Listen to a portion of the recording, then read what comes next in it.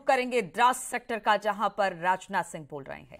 और भगवान बुद्ध की आभा से प्रदीप्त इस पावन धरती पर आज हम विजय दिवस मना रहे हैं। मैं ऑपरेशन विजय की सफलता के 24 वर्ष पूरे होने पर समस्त देशवासियों को हार्दिक बधाई देता हूं। साथियों, आज कारगिल की इस वीर भूमि पर आप सभी सैनिकों के बीच उपस्थित होकर मैं जिस गौरव की अनुभूति कर रहा हूं, मैं उसे शब्दों में बयां नहीं कर सकता हूं। कारगिल की इन सुंदर पहाड़ियों में आप लोगों के साथ समय बिताना मेरे लिए बेहद सुखद है। साथियों, आज भारत रूपी जो विशाल भवन हमें दिखाई दे रहा है, वो हमारे वीर सपूतों के बलिदान की नींव पर ही यह टिका हुआ है। भारत नाम का यह विशाल वटवृक्ष उन्हीं वीरों के खून और पसीने से अभिसिंचित है। अपने हजारों सालों के इतिहास में इस देश ने अनेक ठोकरें खाई हैं, पर अपने वीर जवानों के दम पर यह देश बार बार उठा है।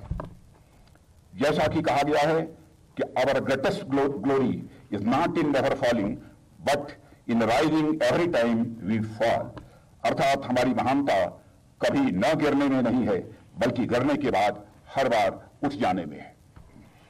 बार बार ठोकर खाकर भी यह देश संभला है और इसने अपने वैभव को पुनः प्राप्त करने का सदैव प्रयास किया है। सन 1999 की घटना भी भारत के ठोकर खाने, संभलने और संभलकर नई ऊंचाइयों की ओर छलांग लगाने की ही एक अहम घटना है। भारत मां के ललाट की रक्षा के लिए 1999 में कारगिल की चोटी पर देश के सैनिकों ने वीरता का जो प्रदर्शन किया, हमारे सैनिकों ने जो शौर्य का प्रदर्शन किया, वह इतिहास में सदैव स्वर्णाक्षरों में लिखा जाएगा। आज हम खुली हवा में सांस इसलिए ले पा रहे हैं क्योंकि किसी समय माइनस टेम्परेचर में भी हमारे सैनिकों ने ऑक्सीजन की कमी के बावजूद अपनी बंदूकें कभी नीचे नहीं की। आज कारगिल में भारत का ध्वज पूरे गौरव के साथ इसलिए लहरा रहा है क्योंकि 1999 में कारगिल के युद्ध में भारत के सैनिकों ने अपने शौर्य का परिचय देते हुए दुश्मनों की छाती में अपना तिरंगा लहरा दिया था। कारगिल की वह जीत पूरे भारत की जनता की जीत थी। भारतीय सेनाओं ने 1999 में कारगिल की चोटियों पर जो तिरंगा लहराया था, वह केवल झंडा भर नहीं था, बल्कि इस देश के करोड़ों लोगों का स्वाभिमान था। साथियों, आप सब जानते हैं, स्वाभिमान यह मनुष्य के हृदय की सबसे बलवती भावना होती है।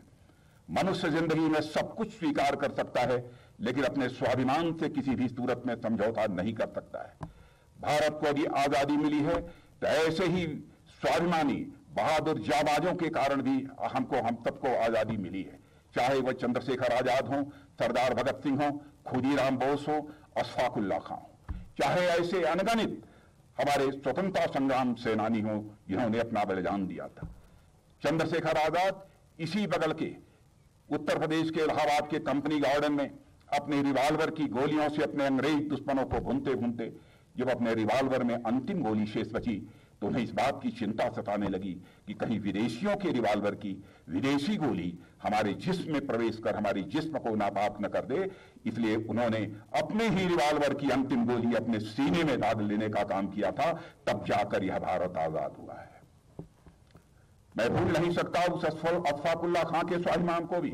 21 साल की जवानी थी, मां कहती थी बेटा शादी कर ले, बहू ला, लेकिन आजादी हासिल करने की दीवानगी थी। बार बार मां के आग्रह को अशफाक उल्लाह खां टाल जाते थे। लेकिन अंग्रेजों की हत्या करने के मामले में जब फांसी की सजा हुई, फांसी के तख्त पर ले जाया गया, मजिस्ट्रेट ने पूछा, बोलो अशफाक उल्लाह, तुम्हारी अंतिम मुराद क्या है? जो भी तुम्हारी अंतिम मुराद होगी, यह संदेश तुम्हारी मां तक पहुंचा दिया जाएगा। स्वाभिमानी अशफाक उल्लाह खां ने उसी फांसी के तख्त पर खड़े होते हुए कहा, जाकर मेरी मां तक संदेश पहुंचा दे कि तुम्हारा बेटा अशफाक उल्लाह आज फांसी के तख्त पर खड़े होकर अपनी शादी रचाने जा रहा है, तुम्हारी मुराद पूरी करने जा रहा है।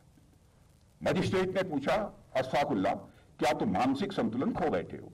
कहां है वह लड़की जिसके साथ तुम फांसी के तख्त पर खड़े होकर अपनी शादी रचाने जा रहे हो? स्वाभिमानी अशफाक उल्लाह ने कहा, मजिस्ट्रेट, पागल मैं नहीं हो गया हूं, तुम्हारा मानसिक संतुलन बिगड़ गया है। देखो मेरी आंखों के सामने जो यह फांसी का फंदा है, यही वह हमारी महबूबा है जिसे आज मैं अपने गले से ले जा रहा हूं। ऐसे स्वाभिमानी लोगों के कारण ही यह भारत आजाद हुआ। साथियों, कारगिल युद्ध भारत के ऊपर एक थोपागा युद्ध था। उस समय देश ने पाकिस्तान से बातचीत के माध्यम से मुद्दों को सुलझाने का भी भरपूर प्रयास किया था। स्वयं अटल जी ने पाकिस्तान की यात्रा